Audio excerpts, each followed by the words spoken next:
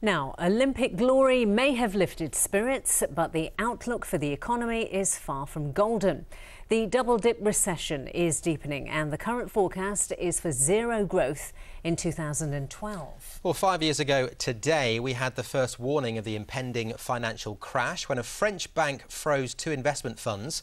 But how has the Midlands fared since then? Our correspondent Alison Mackenzie reports now on the credit crunch 5 years on.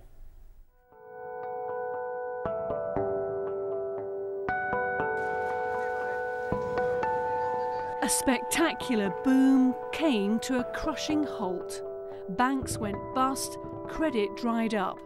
The Midlands had to deal with it.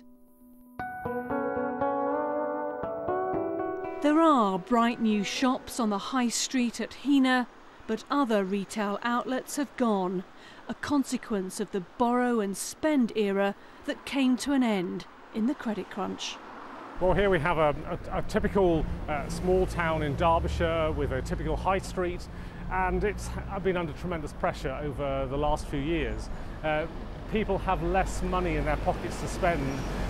People don't want to go out and borrow money to put in through shops like this, and so therefore you have got to do something else with this town centre, regenerate it, perhaps reduce the number of shops, bring new uses in as well. 2 more shops have closed this week, including a fruit and veg store where the landlord put up the rent. Emma Derbyshire keeps going despite the refusal for her shop for credit. We contacted my bank that I banked with personally, and they wouldn't even entertain the idea. So we secondly went towards another one of the larger banks that apparently backs businesses. We managed to turn it around and get into the franchise a different way. Emma is part of a Heanor that's fighting back. We've got the Traders Association taking on the running of the market, which is on the brink in the next couple of weeks. We've got the Love Heanor campaign and the community fair, which happens the first Saturday of every month.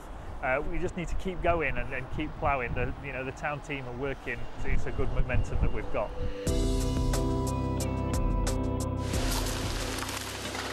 Down the road at the industrial estate, businesses challenged by the credit crunch are pulling through. BPI Recycling lost customers in the building trade. It had to let some senior management staff go. But they're still a 24/7 multi-million-pound operation. We've had to take, in all of our business, some pretty hard decisions. You've got to do this to survive. But by having taken those decisions and by having had the resource to invest in new equipment and new product development, we've come through it relatively unscathed. Nearby, Cullum's Detuners Limited, a key player in the oil and gas industry. Another major customer is Derby-based Rolls-Royce. They've had some tough times. A turnover of 40 million in 2010 dropped to 25 million in 2011. But now they're on the up. Our customers are now in the States, in Europe, in China. We've fundamentally looked at how we can expand our customer base, gone after new customers, brought new product and new services onto the market going forwards. So the initiatives, the focus on the various initiatives that we've brought in would not have been there without the credit crunch. But in a flatlining economy with a forecast of zero growth, where does the Midlands go from here? The programme, what are you looking to get out of the programme most of all? We're new to the start-up game. Here in Birmingham, Mark Hales is the captain of Oxygen Accelerator. He has funded the programme himself. A 13-week course of mentoring, seeking out the next generation of entrepreneurs. What changes will that? I'm 42 at the moment. I'm getting older. My kids are growing up in the local area.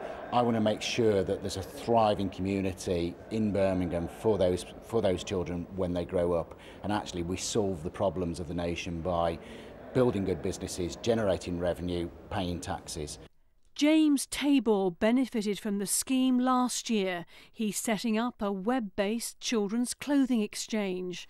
Parents like Helen here in Walsall bag up items and exchange for £15. The company takes a cut.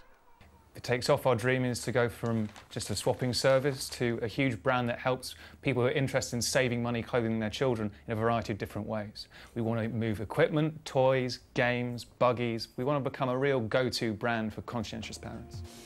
Ambitions riding high in the Midlands, hoping that after 5 years, the crunch will begin to crumble.